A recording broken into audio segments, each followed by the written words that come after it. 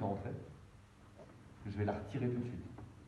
On aime bien faire ça. Par contre, j'ai fait une addition par 0. J'ai rajouté peanuts. Donc ici, je fais rentrer ce terme-là, donc j'enlève direct. Mon calcul est bon. Mon calcul est bon. C'est un plus 0. Par contre, l'intérêt, c'est que tout ça, je vais là. Ce terme-là en carré. Donc je vais pouvoir faire une factorisation et recycler ce que j'ai fait ici. Donc là, j'ai pris une petite longueur. Le plus là, je ne l'ai pas touché au final. Donc je me le garde de côté. Il est toujours là-dedans, dans mes parenthèses. Je réécris. Et ce que j'ai fait envers là, c'était pour vous montrer que là, j'ai mon identité remarquable. J'ai ensuite ce terme-là que je décolle, qui est toujours dedans, mais qui sert à avoir toujours ce fameux 0, qui pour rien peser dans le calcul. Donc ça, je me le garde. Et vous allez le revoir ici. D'accord? Mais donc là, je suis sur l'encart en vert. Parce que j'encadre en vert, il arrive là. Donc j'ai déjà trouvé un carré. Moins les deux termes, celui que j'ai rajouté ici pour annuler celui-là, plus le C sur 1. À partir de là, je me dis, quand même, j'ai deux termes, des fractions mises au même dénominateur.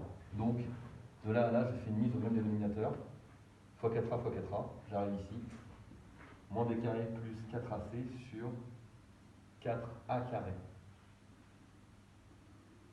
D'accord?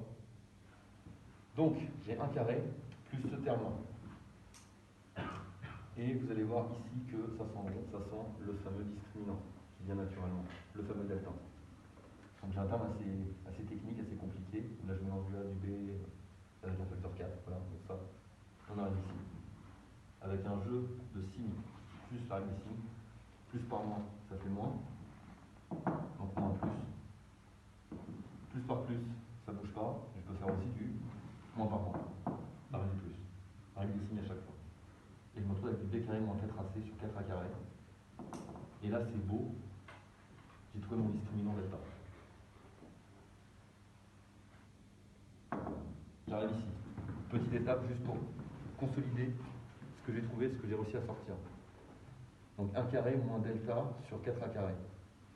Donc j'ai un carré, ok, moins un autre nombre, et j'ai un 4, c'est un 2 au carré. Un A, il est au carré. Le delta, je peux créer un carré de manière, entre guillemets, artificielle.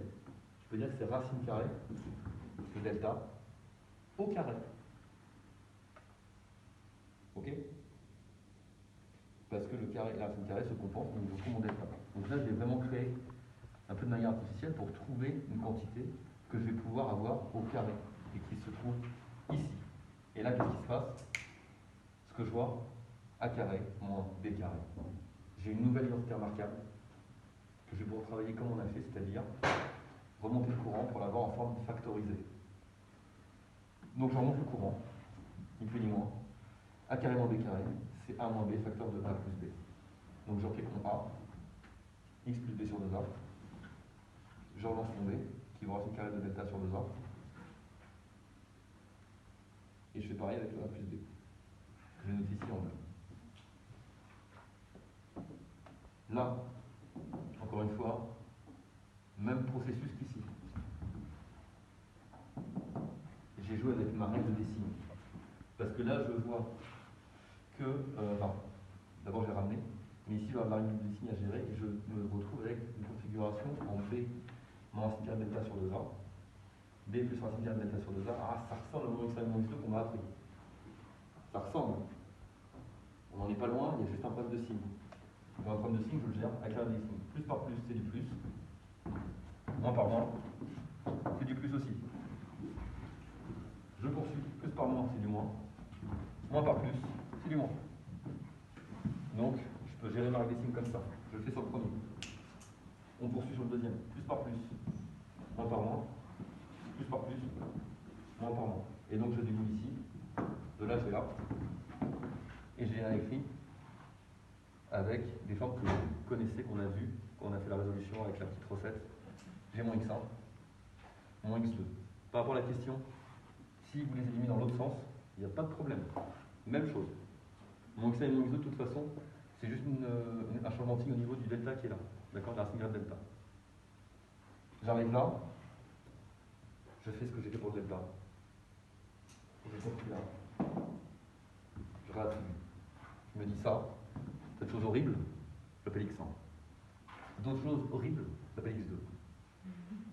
Et donc, j'arrive ici, et c'est bien une solution, ce qui va annuler mon équation du second degré. Quand ça, quand j'aurai ce résultat-là, ici, avec le B, le A et la racine carrée de delta, d'accord, je vais avoir mon x1, et donc je vais forcément l'annuler. Pareil ici, enfin x2, là pareil ici pour mon x1. Voilà.